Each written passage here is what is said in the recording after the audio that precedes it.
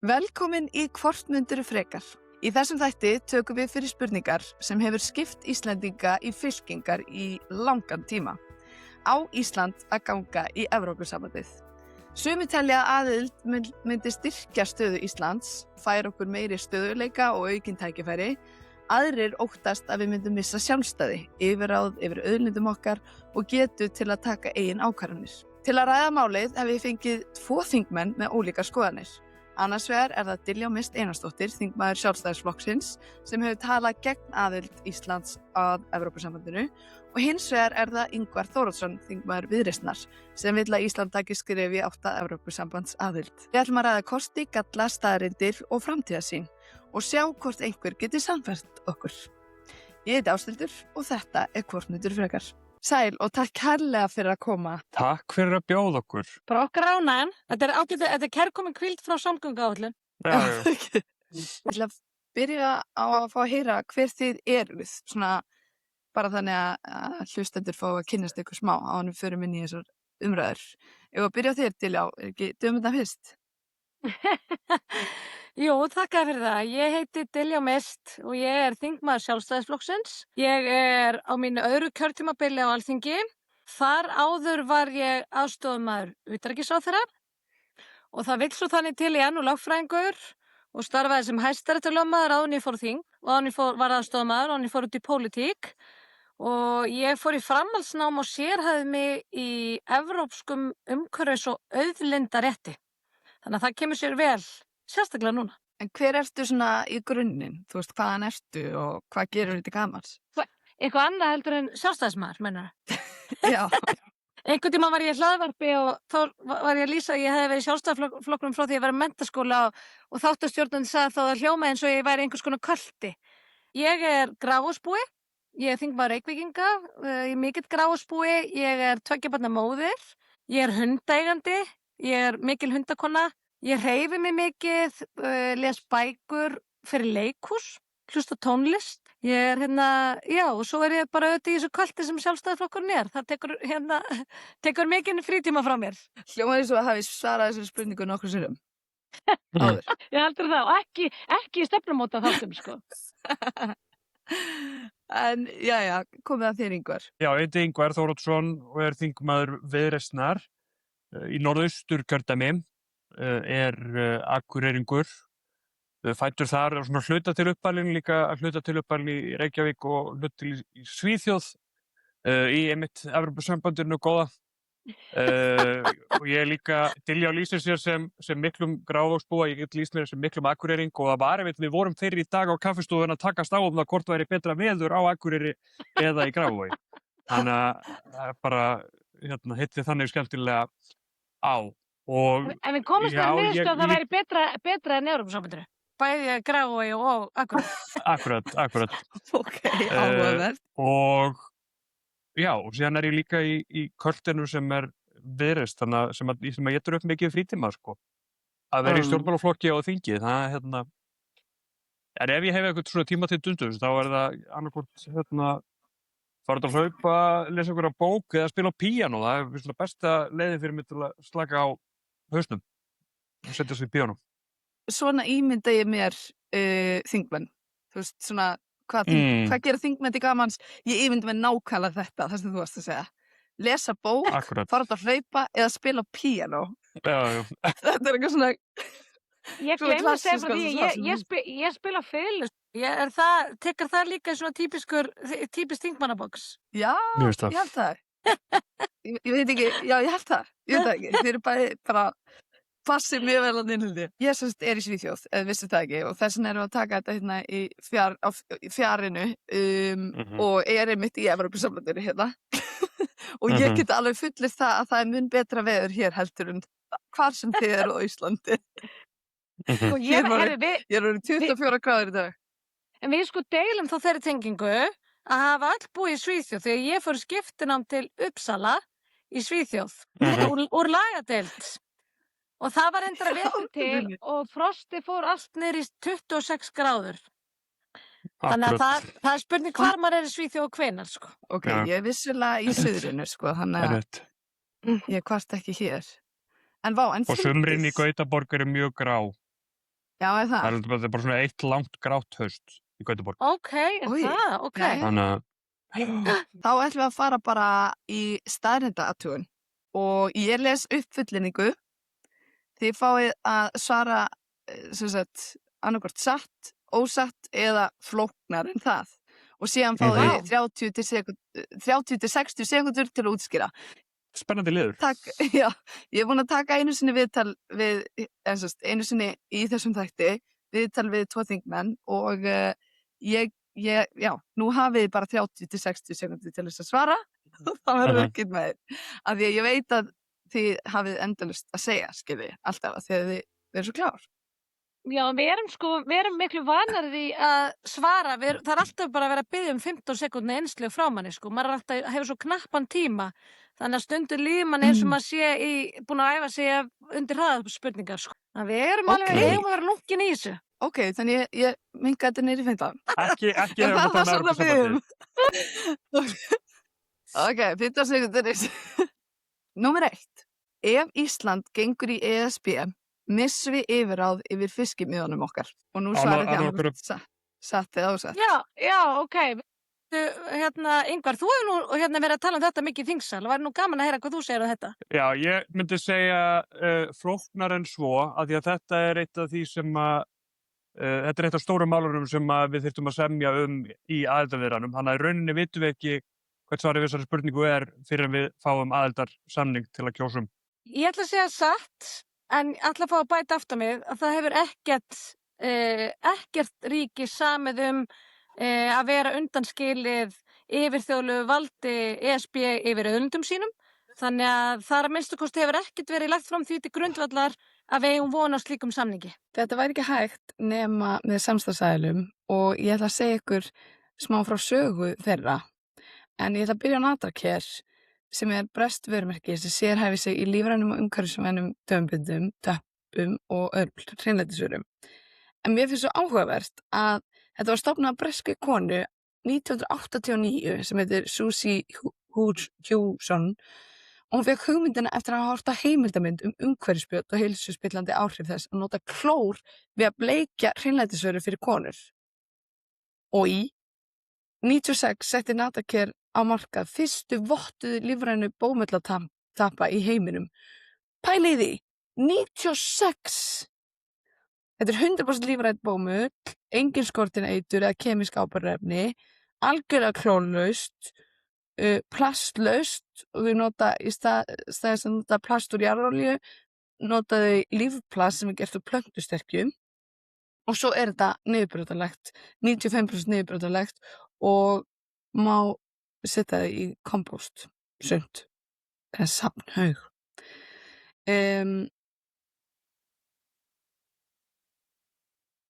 Og það er bæri hægt að kaupa tíðavörur, mæðra og barnavörur, þú veist þessu brjóstapúða fyrir mæður og brjósti, meðgöngubindi, lífræn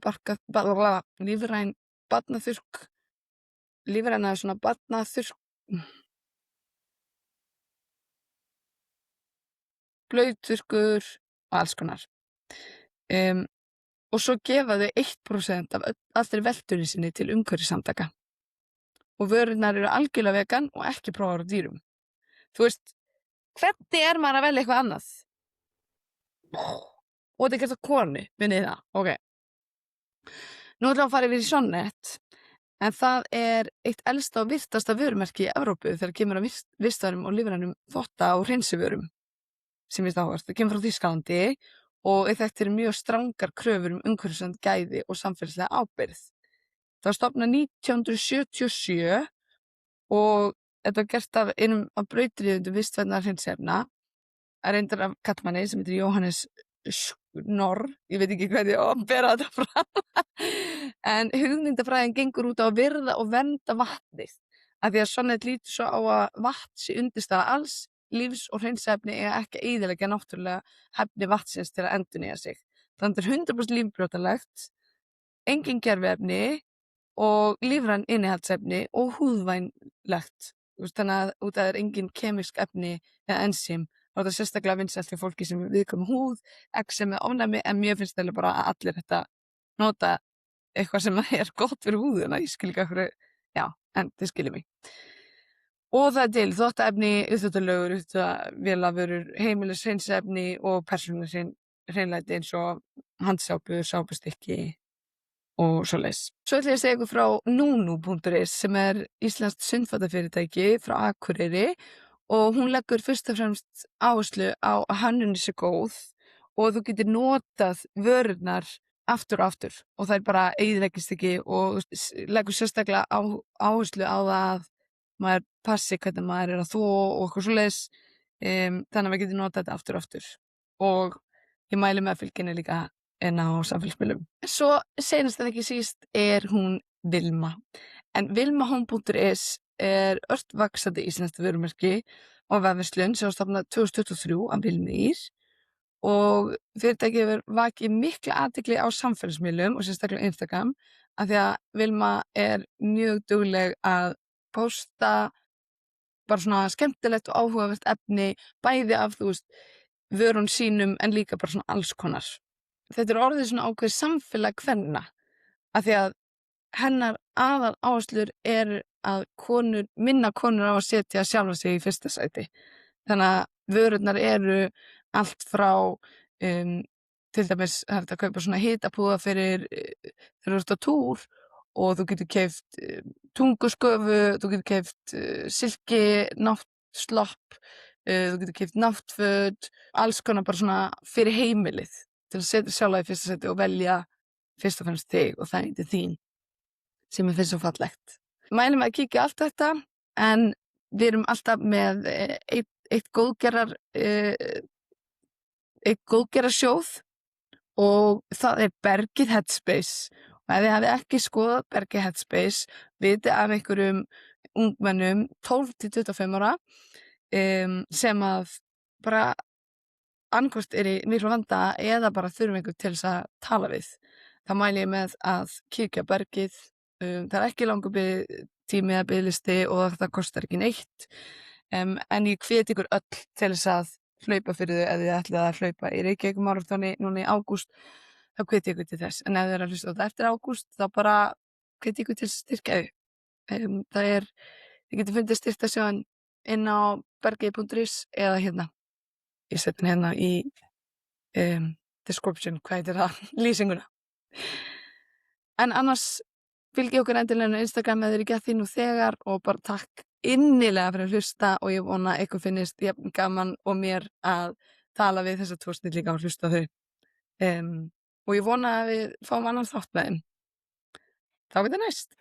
Númer 2. Íslendingar myndi þurfa að taka upp evru ef við göngum í ESB. Ég meina, þarna eru vissulega lönd sem að hafa saman undanþágur frá þessu, en þarna myndi ég ekki vilja slíka undanþágu, því að þetta er eitt af ástæðunum fyrir ég myndi vilja ganga inn í Evrópusambandið, það er að taka upp evruna. Já, en Ingvar veit það líka að það verði ekki veittar frekari undanþágur frá myntsamstarfinu, það er ekki boðið lengur. Fjölmargir líta það sem mikinn kost að geta gengið inn í þetta myntsamstarf, en biðtíminn eftir evru hefur verið 12 ár. Það má líka láta það fylgja með. Meðalbiðtími, já. En það er ekki endilega víst að það er það í okkar tilfelli. Hver er biðtíminn í okkur, Ingvar? Það liggur ekki endilega fyrir, en ég varst að hann er 12 ár. Jæja. Númer 3. Matur og daglega nauðsynjar yrðu ódýrari á Íslandi með ESB-aðild. Ég held að þetta er satt.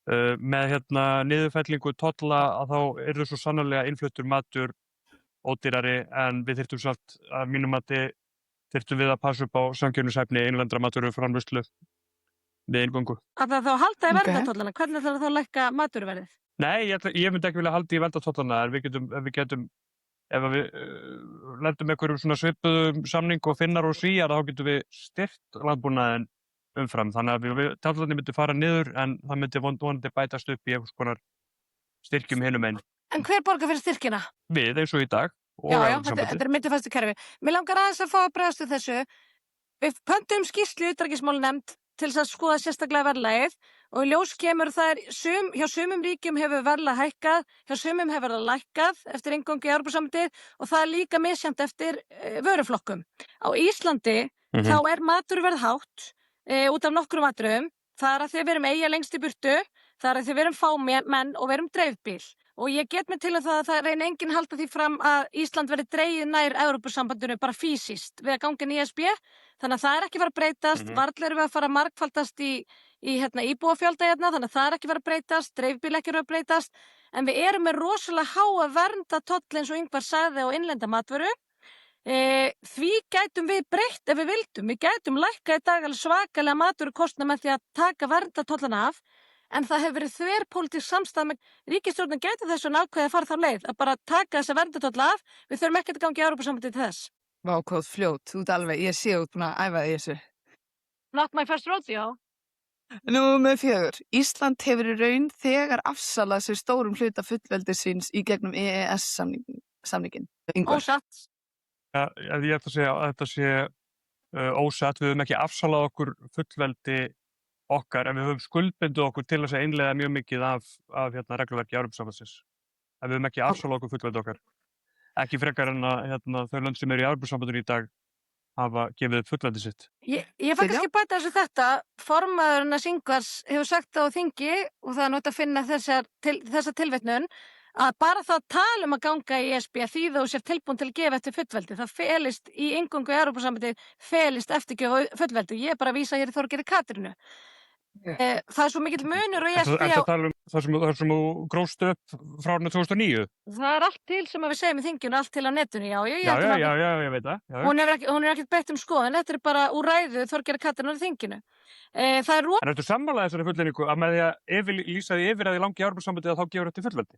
Já, þá sértu tilbúin til að gefa þetta fullveldi. Já, ég sammála þessar útleggingu Þorgerðar Katrínar, við erum stundum sammála. Við vorum heilengi saman í Sjálfstæðisflokknum. Já, í þessu tilfelli eru þið sammála en ekki ég og Þorgerður. Já, það er þá þannig, en það er svo mikill eðlismunur á ESB og EES. EES er ekki tollabandalag, það er ekkert yfirþjóðlegt vald, engin sameiginleg stefna um auðlindir, og svo eru EES-löndin eru með bara sinn eigin dómstól, eru með bara sín þjóðþing og eigið eftirlit. Þannig að það er ekki með neitt svona yfirþjóðlegt kerfi og það er ekki þannig að ef það eru sett lög í EES að þá gildu sjálfkrafa í EES-ríkjunum. Það er þannig í ESB. Þegar eru settar lög og reglur í ESB þá gilda þeir bara sjálfkrafa í ESB-ríkjunum. Þannig að við erum ekkert að gefa neitt eftir. Þetta fer bara í gegnum hefðbundi lagasetningaferli á Íslandi. Þetta er rétt, en það breytir því að ekki við erum skuldbundin til þess að innleiða þetta. Samkvæmt samningnum. Ef við myndum taka þá ákvörðun sem þjóð að bara allt í rauninni við ætlum að hætta að innleiða þessar gerðir, þá erum við í rauninni það kallar þá endurskoðun samningsins. Við erum að svo litlu leyti að taka upp reglurnar frá ESB gegnum EES, en ég held að sem að flækja þetta svo mikið með fólki með því að setja þetta svona upp, Ingvar. Munurinn er bara sá að við erum ekki með neitt yfirþjóðlegt vald þegar kemur á auðlindunum okkar. Það er engin stefna í EES varðandi auðlindir og síðan erum við bara með okkar eigið þjóðþing. Það er bara alþingi sem að setur lög og reglur í Íslandi. Engin annar. Alveg eins og þjóðþing setja lög og reglur í öllum Evrópusambandsríkjunum. Ekki varðandi neitt sem að við kemur ESB. Það er undanskilin. Evrópuþingið setur lög og reglur, allt sem að við kemur ESB-réttinum. Já, en það þýðir ekki að þjóðþingi get ekki líka stundum eru Evrópureglurnar einhver almennur rammi sem að síðan þjóðþingin starfa innan. Ég held að við erum aftur farin að rugla hlustendur. Þú ert þá að reyna, af því að í þessu tilfelli verið að henda þínu narratífi betur að vera með einfalda mynd og þannig að... Þetta er ekki narratíf, þetta er bara lögfræði sko. ESB-ríkin mega ekki setja neinar lögreglur sem stangast á við ESB-réttin, ekki neinar, þau geta verið dregin fyrir yfirþjóðlegan dómstól sem að hefur þá meira vægi heldur dómstólar þeirra aðildarríkjum. Þetta er þessi grundvalla munur á þessum tveimur kerfum, EES og ESB. Það er ekkert svona yfirþjóðlegt apparat í EES sem tekur fram fyrir hendurnar á aðildarríkjum. Jú, við gætum sett lög sem að stangast á við þær Evrópureglur sem við höfum innleitt, en það myndi hafa afleiðingar. Alveg svo það myndi hafa afleiðingar ef við værum inn í Evrópusambandið. Nei, það er ekki alveg eins afleiðingar. Því að við erum ekki búin að framselja dómsvaldið á Íslandi. En afleiðingar engu að síður. Ok, við erum komið langt út fyrir 67. En áhugavert. Þetta var gerðinlega hitarspurning sem er mat og daglegar nauðsynjar. Þú ert að spyrja réttu spurningarna. Smáríki, númer 5, hafa meiri áhrif innan Evrópusambandsins en margir halda. Ég ætla að byrja þér, Ingvar. Ég myndi að segja að þetta væri... það er erfitt að segja hvað margir halda. Ég er náttúrulega, get ekki talað fyrir... Ég veit ekki endilega hvað það er sem allir margir halda. Ég hef líka, í pólitíkinu maður stundum í ákveðnum bergbúrselli, sko. Ingvar vill ekki svara þessar spurningu. Nei, ég vil svara spurningunni. Ég segist þá satt. Þau hafa talsvert Ég held að allavega en það sem andstæðingar vilja meina að smáþjóðir hafa. Við þurftum heila þátt í það að Ívar myndi fara þetta. Akkur fannst þið spennandi að hann vildi ekki svara þessu spurningu? Af því þetta er svo kolrangt. Smáþjóðar hafa auðvitað lítil sem engin völd í Evrópusambandinu. Það er bara staðreynd. Aha. Við fengjum 6 þingmenn af yfir 720. Við fengjum vissulega 1 í framkvæmdastjórn og við fengjum 1 málefnaráðherra Og 1 í ráðherraráðinu. Já, býtu. Einn í ráðherraráðinu. Það er ráðherraráð og það er framkvæmdastjórn í Evrópusambandinu og þá skipar hvert aðildarríki 1 ráðherra hverju málefnasviði og 1 framkvæmdastjóra. En býtu. Okay. Það er oft bent á þetta sko, við erum 1 á móti 28. Ákvarðanir í framkvæmdastjórn og ráðherraráði eru að langmestu leyti teknar með meirihluta ákvarðunum. Ekki bara meirihlutin ræður, þú veist að þú ert að safna með meirihluta af 28 ríkjum, heldur líka íbúafjöldun á bakvið þig. Og ef Ísland gengi Evrópusambandið, þá væru við 370.000 manna þjóð inn í 450 milljóna samfélagi og til þess að berjast fyrir hagsmunum Íslands og eru teknar ákvarðanir sem við vildum eru teknar, þá þyrftum við að safna með okkur meiri hluta líka hvað var íbúafjölda þegar kemur að ákvarðanum í þessum batterjum. Þannig að það er alltaf bara hálfsagan sögð, sko. Ég er náttúrulega fæ að bregðast við þessu. Það er ekki alveg rétt að segja að ákvarðanir í ráðherraráðinu séu teknar að það krefst meiri hluta íbúa á bakvið þeirra sem taka ákvarðanir. Þetta er rauninni tvískipt. Það er ákvarðanir sem eru teknar á þennan hátt, þá þarf 55% aðildarríkja sem á bakvið eru 65% íbúa. Þannig að þetta er rauninni tvílaga. Það er annars vegar. Var það ekki nákvæmlega sem ég sagði? Þú lýstir þessu eins og þetta styrist bara það að rauninni bara Þýskaland, Frakkland, Pólland og þessi stóru ríki getu hópa sér saman og ráða. Það er augljóslega ekki þannig. Það er þannig. Nei, það þarf 55% aðildar, 50% af fjölda aðildaríkja líka. Frakkland og Þýskaland geta alltaf verið að hóa með sér ríkjum og gera það mjög gjarnan. Það var það sem Írar lentu í núna fyrir áramót þegar það var snúið við 50 ára gamalli undan þá sem að þeir höfðu varðandi sjávarútveginn sinn. Það var það bara þannig að stóru og sterkur ríkin, þau bara ráða öll í Evrópusambandinu og smáþjóðir mega sín mjög lítils. Og líka ef þetta væri eins og Diljá er að lýsa, til dæmis smáþjóðir hafa lítið sem ekkert vægi, þá mætti maður spyrja sig af hverju er svona rosalega mikil ánægja með það að vera í Evrópusambandinu á stöðum eins og Möltu og Luxemburg og Kýpur. Þjóðir með undir 1 milljón íbúa eins og við myndum vera með svipað vægi og þessar þjóðir, af hverju eru þau ekki að tala fyrir því að ganga út úr Evrópusambandinu ef það er svona stöðugt verið að traðka á þeirra hagsmunum með þeim hætti sem að Diljá verið lýsa. Og líka við erum náttúrulega þetta, jafnvel þó að þetta væri hárrétt sem að Diljá var að segja með að við hefðum lítið sem ekkert vægi, þá hefðum við samt meira vægi en við gerum í dag þar sem við þurfum að taka upp regluverk Evrópusambandsins í gegnum EES-samninginn. Við þurfum ekki að gera neitt, við gerum það gegnum þjóðþingi okkar, þannig að við erum bara með alþingismenn sem sitja svo lögur eftir. Við erum skuldbundin til að gera það. Og ég er ekki hér til að svara fyrir aðra þjóðir, en fjölmargar þessar þjóða auðvitað þiggja verulega fjármuni frá ríkari þjóðum í Evrópusambandinu. Er Luxemburg þiggjandi? Við myndum verða slík þjóð sem myndi gefa frá sér fjármuni til fátækari ríkja. Aðra þjóðir hafa eflaust aðrar ástæður fyrir því að vera ánægðar með Evrópusambandið, hverju sem þær kunna vera. Þær eru grundvallaratriðum auðvitað mjög ólíkar í Íslandi sem eru auðvitað í grunninn og svona grundvallarforsendur í okkur eru auðvitað verndir yfir auðlindunum okkur. Við erum auðlindadrifið hagkerfi.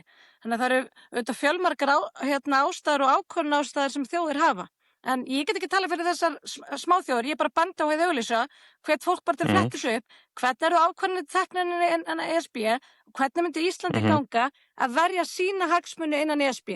Okay. Og það sem við Diljá erum örugglega sammála jafnvel þó að þetta væri hárrétt það sem að Diljá segir varðandi að við hefðum lítil sem engin áhrif, þá væri þau svona meiri en þau eru í dag, hvað var það áhrif á Evrópuregluverk sem að gildir að miklu leyti hér á landi. Nei, ósammála. Við erum að taka upp í dag undir 20% regluverki í ESB, síðasta mæling haldi ég var sýnt 17%. Það sem þið gerðu voru að þið töldu bara gerðirnar og deildi með heildartölunni, þannig að þið segja ein lítil Ingvar, það voru ekkert við sem gerðu það, þetta var utanríkisráðuneytið. EFTA-skrifstofan reiknar þetta út og þegar þið voruð í utanríkisráðuneytinu. Hvað heldur þú? Ertu að halda því fram að við höfum falsað gögn í utanríkisráðuneytið? Þetta er bara skýrslu um utanríkisráðuneytisins. Nei, ég er bara að gagnrýna aðferðafræðina og hvernig þið síðan. Ingvar, þetta eru undir 20% og þú ert að segja það að með því að taka upp að fá 6 þingmenn yfir 720 sem að þá framleiða þessar tugir þúsundu blaðsíðna af regluverki sem við þurftum að innleiða hér til viðbótar, að þá værum við að fá meiri völd. Ég er bara því algjörlega ósammála. Ok, áhugavert. Þá fyrir við næstu spurningu. ESB aðild myndi styrkja íslenskt atvinnulíf og laða að meiri erlenda fjárfestingu. Ef við byrjum á þér til, já. Þegar þú ert nú í Sjálfstæðisflokknum.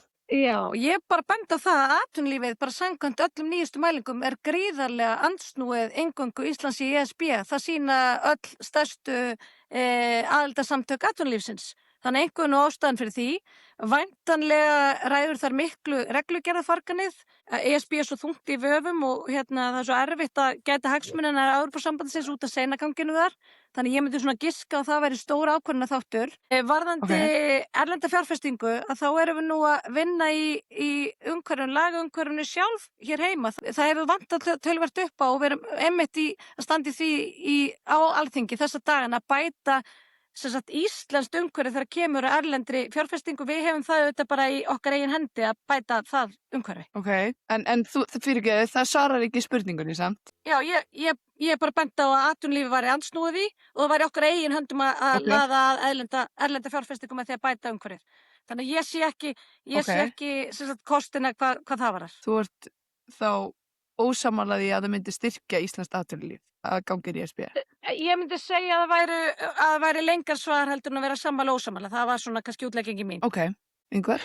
Já, þarna fannst mér svona pínu gaman að mér varst Diljá svolítið vera að segja sér frá því að svara þessu varðandi erlendu fjárfestingana eins og henni fannst ég vera að segja mér fram hjá einhverju öðru áðan, af því að það blasir við að erlend fjárfesting myndi aukast og það er meðal annars það sem kemur út í nýlegri skýrslu varðandi gjaldmiðlamálin, að þetta er einn af svona stóru kostunum við það að taka upp evruna frekar en íslensku krónuna, af því að ef þú ert að fjárfesta á Íslandi þá ertu ekki bara að taka áhættu mun þessu fyrirtæki ganga vel eða illa, þú ert líka að taka áhættu varðandi gjaldmiðlun, þú ert að fara inn á lítinn gjaldmiðlamarkað þar sem að það er bara áhætta til staðar bara út af þeirri staðnend einni. Þannig að ef við myndum gangi í evruna þá myndum við losna við þessa áhættu og það blasir við. Þetta er bara svona einn af þeim kostum við það að gangi í Evrópusambandið og taka upp evruna sem ég held að andstæðingar get ekki neitað. Það heit og sér hefði síðan auðvitað jákvæða áhrif á atvinnulífið að fá meiri erlenda fjárfestingu. Það sem að ég tel að myndi líka gerast, það væri að vexti myndi lækka, þannig að það er að segja fjármagnskostnaður myndi lækka og það væri jákvætt fyrir atvinnulífið og síðan gæti haft jákvæð áhrif fyrir íslenskt atvinnulíf að vera hluti af tollabandalaginu. Akkur er atvinnulífið þá svona andsnúið að gangi í ESB? Þekkir það ekki þessa snilld sem orðið að þylja hérna upp eða?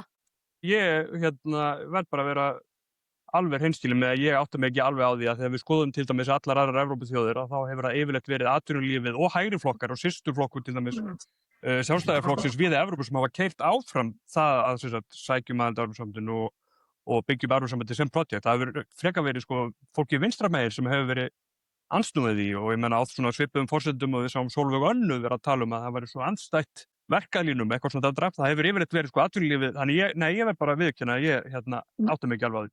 Þú verðist vera eiginlega betur inn í því hvað er að gerast í Möltu og Luxemborg heldur en það sem er að gerast í þínu eigin landi og forsendurnar fyrir því að fólki hygnast ekki að gangi í Evrópusambandið. Ég vona nú að við ræðum vextina betur og eftir, en það er eins að því að einhver vísar í þessa niðurstöður, þessar skýrslu sem var að koma út sem er 220 blaðsíður og ég efast að margir muni lesa alveg bara í þaula, en getur þetta kynnt sér svona helstu niðurstöður. Að það er eins með þessa forsendur eins og aðra, það er alltaf svona megin forsendur til hliðar eru þetta svona kerfisbreytingar hérna heima sem að við getum sjálfgert og eigum sjálf að ráðast í og þess vegna nefni ég til dæmis okkar eigin lagaumhverfi í kringum erlenda fjárfestingu sem Ingvar þekkir að við erum að bæta núna á Alþingi. Algjörlega, ég er ekki svona ósammála þessu en við getum ekki með lögum fjarlægt gengisáhættu. Ok, ertu sammála því til já? Já, það er sjónarmið að þetta varðandi erlenda fjárfestingu og auðvitað ýmislegt annað. Þetta eru bara svona plúsar og mínusar. Ég get alveg tekið undir það. Að gengisáhætta, en þetta sitta hana í ef við værum að gera svona franslista þá var þetta að gera það, sitta það að einhver leiti. En það er auðvitað fyrir líka eftir hvaða bransa þú ert að skoða, hvaða atvinnuveg þú ert að skoða. Ok, hvað mennir við því? Það skiptir auðvitað máli hvernig gjaldmiðlarnir flökta eftir hvað atvinnuvegið þú ert.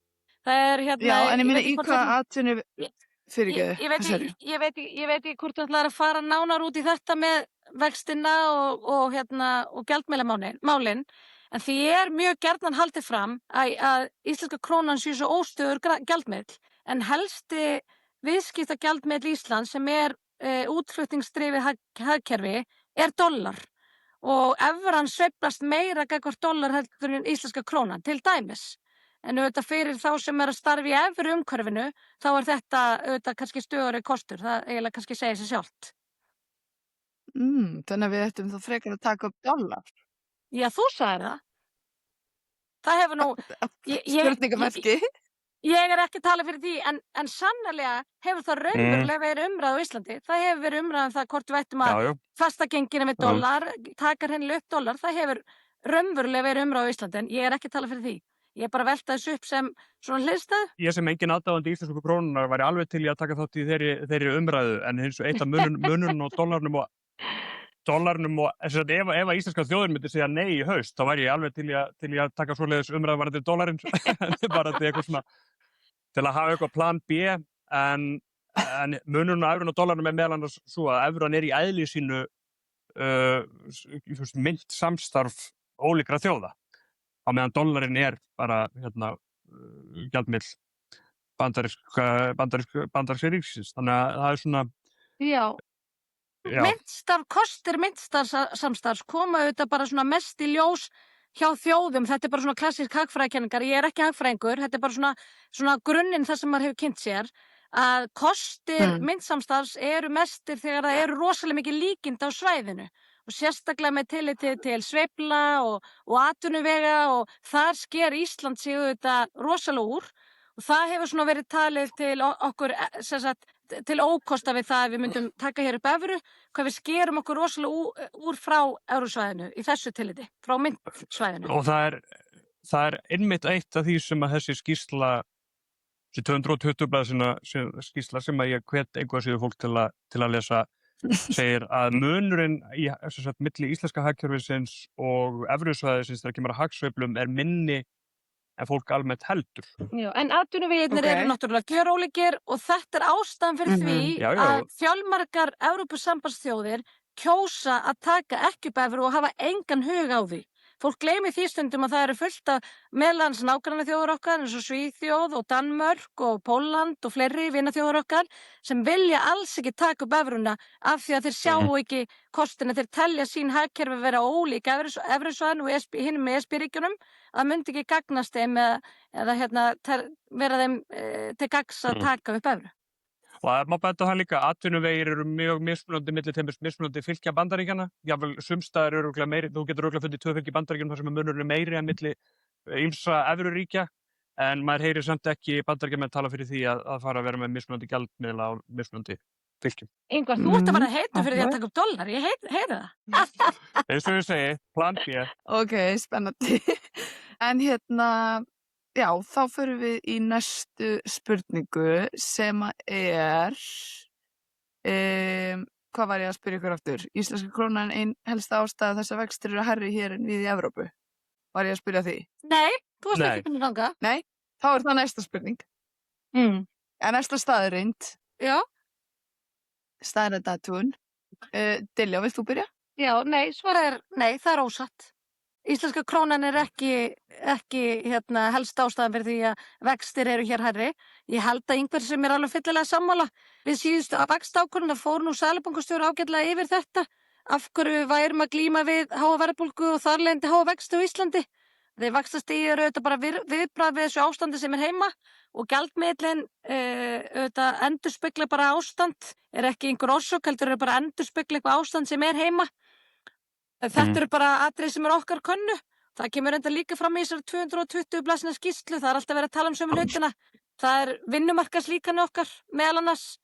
Það fasteignamarkaðurinn sem hefur verið svona viðvarandi þáttur í verðbólgu mælingum. Ég hef nú sérstaklega sem þingmaður Reykvíkinga hef nú talað ástandið verðbólgumyndunina sem húsnæðisstofnun Reykjavík á þátt í. Þannig að það eru aðrir og svo þetta ríkisfjármálin. Hvernig við höldum á ríkisfjármálum skiptir miklu máli varðandi þróun verðbólgunnar. Ok, ykkur? Já, Ég myndi klálega segja að íslenska krónan eigi mjög mikinn þátt í því að vextir hérna eru gjarnan hærri og sko til að það er náttúrulega rétt að sko vextir á Íslandi eru til að bregðast við hárri verðbólgu eins og Diljá segir, sem að verður til á alls konar ástæðum. En það sem að einkennir okkur hér á Íslandi er að við þurfum alltaf miklu hærri vexti til að takast á við svipaða verðbólgu og í nágrannalöndunum. Og þar vil ég meina að það sé út af íslensku krónunni, út af smæð hennar og út af áhættunni sem að einhver sem er að lána pening er að taka. Þannig að já, klárlega og ég menna þetta er allt sko gott og rétt sem að Diljá segir eins og varandi sko fasteignamarkaðinn og bara nú eru okkar tveir og vinnumarkaðinn líka, okkar tveir góðu flokkar hafa núna myndað nýja meirihluta í Reykjavíkurborg og vonandi sjá við viðsnúningin en sko þetta hefur ekki alltaf verið vandamál. Húsnæðis sko lóðaframboð er bara mjög nýlega orðið vandamál á Íslandi. En hver ber sök á því? Já, ég myndi bara vilja segja að Reykjavíkurborg ber talsverða ábyrgð á því. En það mér fannst það að vera leiðandi spurning. Ertu sammála því, Diljá? Já, hún er bara að skjóta á að Viðreisn var í meirihluta í borginni.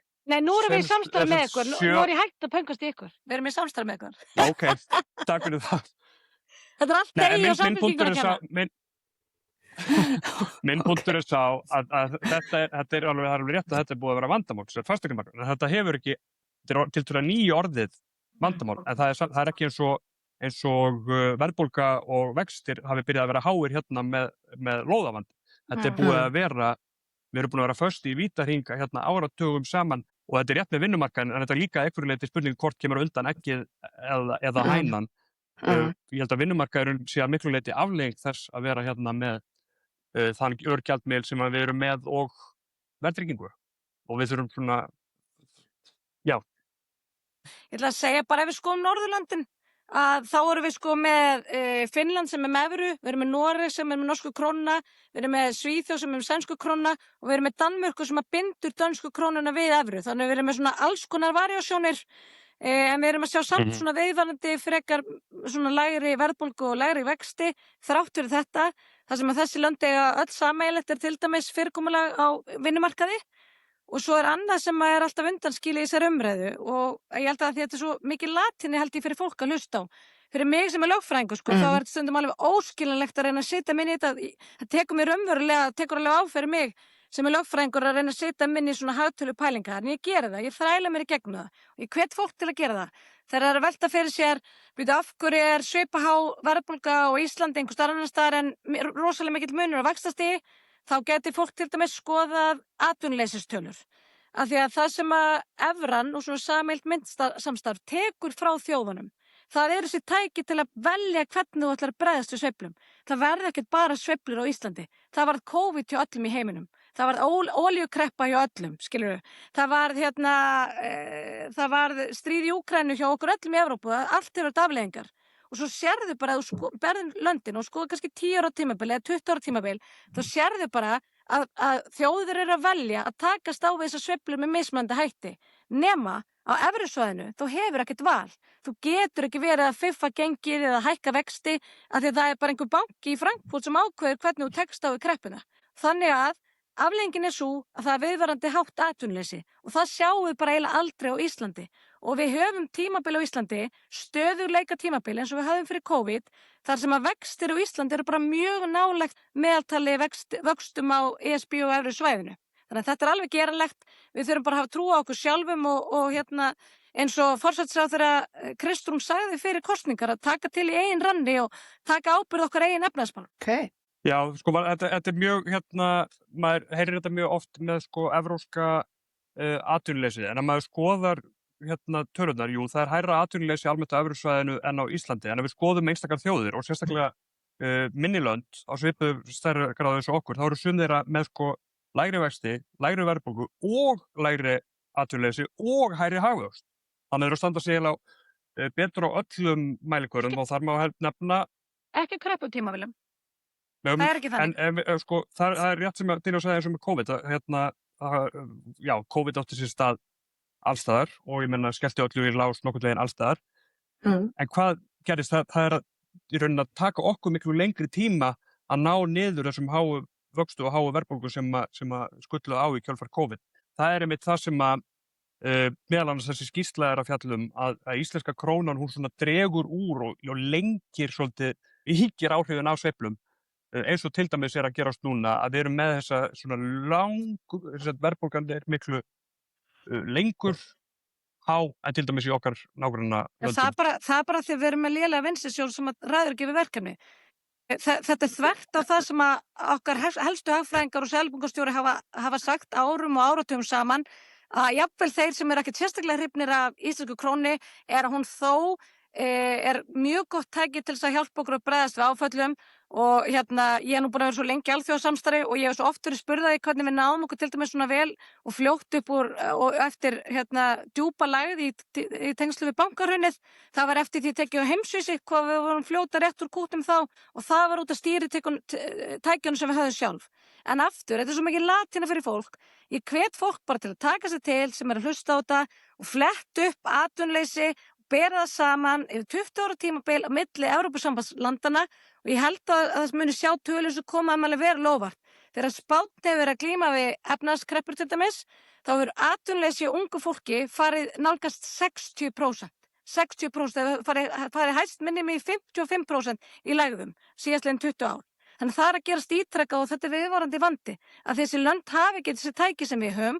Það er alltaf eitthvað sem gefur undan. Það verða allar þjóðir fyrir einhvers konar áföllum annarkvort innlendum eins og við þegar eldgosum voru eða utanaðkomandi eða stríð eða olíukreppa eða heimsfaraldur og allir bregðast við því á einhvern hátt.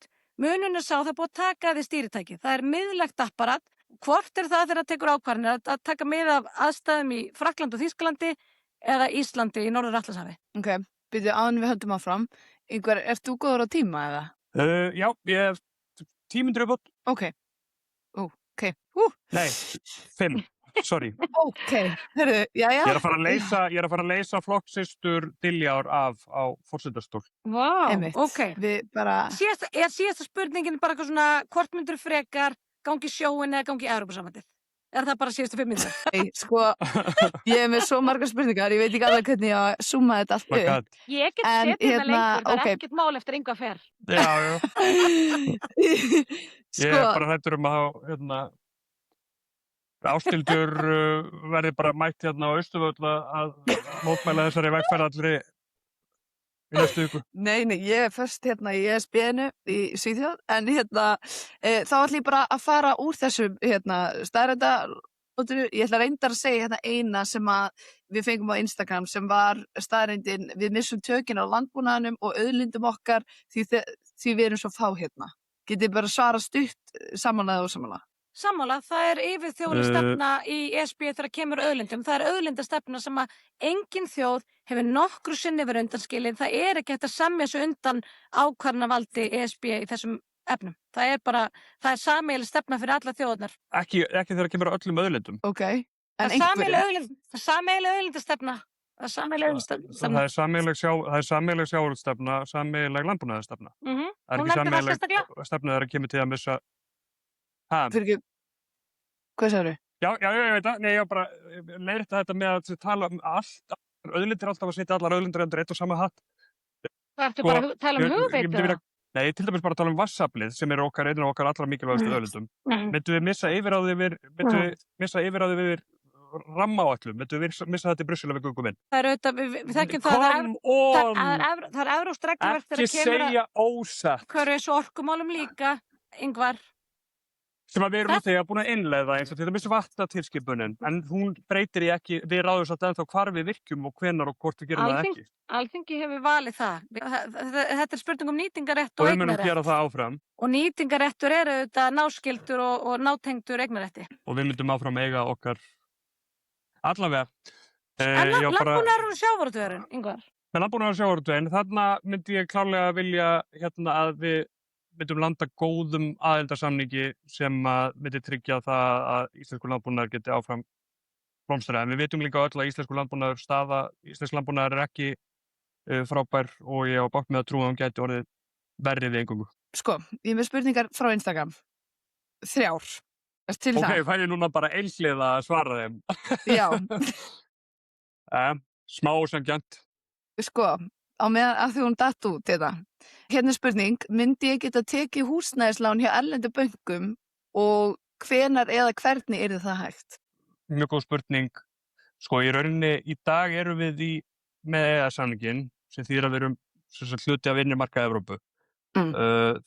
Sem að tryggir í rauninni viðskiptafrelsi þvert á landamæri. Það sem ég var komið með að segja var í gegnum EES-samninginn að þá gætu evrópskir bankar í dag lána íslenskum neytendum ef þeir vilja. Þeir í rauninni hafa bara engan áhuga á því og ástæðan fyrir því er krónan. Þetta þá að þú ert að koma þér inn á nýjan gjaldeyrismarkað með mikilli áhættu fyrir tiltölulega fáa neytendur. Ef við værum í evrunni þá í rauninni sú hindrun farin. Þetta hérna er aftur bara hálfsannleikur. Við erum, eins og ég fór yfir áðan, við erum ennþá að fá, ennþá við lítill markaður á Íslandi og svo erum við með rosalega strangar séríslenskar reglur á fjármálamarkaði á Íslandi. Bæði varðandi kröfur sem við gerum til íslensku bankana og síðan séríslenska gjöld og skatta. Og það er í okkar höndum, Ingvar gæti lagt fram frumvarp bara á morgun, þar sem myndi leggja til ef við myndum minnka þessar eiginfjárkröfur og afnema þessar séríslensku bankaskatta, því það það sem að fælir erlenda bankastarfsemi meðal annars frá Íslandi. Nú hefur maður ekki tekið eftir því að það býði erlendir bankar í röðum eftir því að starfa til dæmis í Færeyjum, en því hefur verið haldið fram að umhverfi á Íslandi, gjaldmiðla umhverfi á Íslandi fæli frá erlend stórfyrirtæki. Við hefum ekkert orðið vöru við það, við sem vitum af Costco og Söru og H&M og Edition og Berjaya og öllum þessum stórfyrirtæki sem við þekkjum á Íslandi og starfa hér. Þetta snýst auðvitað bara fyrst og fremst hvaða umhverfi við bjóðum erlendum fjárfestum og stórfyrirtækjum upp á, hér heima. Þetta er hjartanlega sammálað þessu sem að Diljá segir varðandi umhverfið og minn punktur er bara að sjá að gjaldmiðillinn er hluti af því umhverfi. Akkur byrjaði ekki bara á því að létta á sköttum og eiginfjárkröfum og athuga hvort þið fái hérna erlenda fjármálastarfsemi til landsins? Sko, hluti af ástæðunum fyrir að við erum með strangar reglur á bankamarkaði á Íslandi er þá að við erum með fákeppnisumhverfi og það fór illa hérna árið 2008 og það sem að ég er ekki viss að það myndi að gengisáhættan er miklu meiri en þetta sem þú ert að tala um. Þannig ég held jafnvel að við gera allt þetta sem þú ert að tala um, þá myndi íslenskum neytendum ekki bjóðast þetta lán frá Deutsche Bank. Ég sé ekki fyrir mér að það myndi gerast fyrir en við varum komið með evruna. Prófaðu það. Prófa hvað þá? Prófaði þú það ekki senastu 7 ár? Ég var fast í samstarfi Vinstri græn. Hvað afsökun hefur þú? Það var engin stemming þar fyrir að lækka bankaskatta, engin. Við ættum í fullu fangi með því að reyna að stoppa það að hækka skatta, sko. Þetta er náttúrulega mjög stór spurning, en hvaða áhrif myndi ESB hafa á verðbólgu í landinu? Það myndi lækka hana og núna verði ég að stökkva og leysa Hildi Sverrisdóttir af á forsetastól sem er að bíða eftir mér. Gangið sjúklega vel. Þannig að ég gef þetta stuttasvar, það mun lækka hana og síðan fáum við eitthvað lengra og flóknara og neikvæðara svar frá Diljá. Æðislega, takk fyrir að koma, Ingvar. Og takk fyrir að standa vaktina. Takk og bless. Bye. Og ég reyna að vera með örstutt svar í lokin. Já, reyndu. Ok. Ég ætla bara að segja það er sem sagt upptökuskilyrði fyrir evru. Við verðum að lækka vexti og verðbólgu í Íslandi, annars fáum við ekki evru. Það er bara staðreynd. Þannig að þetta er eitthvað sem við verðum að gera sjálf. Kristrún Frostadóttir hefur margbent á þetta. Ingvar Þórsson hefur enda sjálfur sagt þetta í ræðustól. Evran eða ESB er engin töfralausn. Og ef að ESB eða evra væri þessu töfralausn til að lækka vext og verðbólgu, af hverju eru þá svona rosalega misjafnlega háir vextir á evrusvæðinu og ESB? Og ég ætla aftur bara að hvetja hlustendur til þess að fletta upp sjálfur. Taka bara öll löndin í ESB, biðja yfirlit síðustu 10 árun eftir vext og verðbólgu og sjá þá hvað þetta er svakalega misjafnt. Að endingu þá er þetta bara alltaf verkefni hvers ríkis. Efnastjórnin er bara verkefni hvers ríkis. Þetta er á okkar eigin ábyrgð og ég bara því ágjör að þessi ríkisstjórn sé bara að hlaupast undan ábyrgð því við erum að háa vext og verðbólgu og vilja bara geta sagt við getum komið ykkur skjól annars staðar og ítt hann frá sig ábyrgðinni. Það er ekki svo. Hlakka til að heyra hvað einhverju finnst þetta svar. En við náðum ekki að komast yfir eina blaðsíðu, ég er með svona 6 blaðsíður á spurningum. Við þurfum bara að koma aftur. Án gríns, þið verðið ef þið eru laus. En ég vona innilega að þessi þáttur hafi nást vel inn á hljóðupptöku og ef ekki þá verður það að koma áttur. Það bara svoleiðis. En takk innilega fyrir að gefa þér enn tíma, Diljá, og þetta voru Diljá Mist Einarsdóttir og Ingvar Þóroddsson að ræða eina stærstu framtíðarspurningu Íslands. Hvort myndir frekar vilja að Ísland gangi í Evrópusambandið eða stæði áfram utan þess? Láttu okkur vita hvað þér finnst og við sjáumst í næsta þætti af Hvort myndir frekar. Takk fyrir mig og knús og kram.